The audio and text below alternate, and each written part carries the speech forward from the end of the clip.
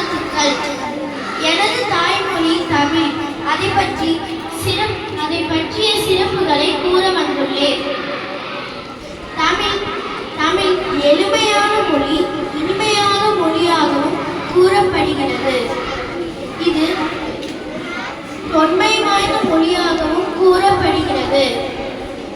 தமிழ் எழுத்துக்கள் தமிழ் பிராமியிலிருந்து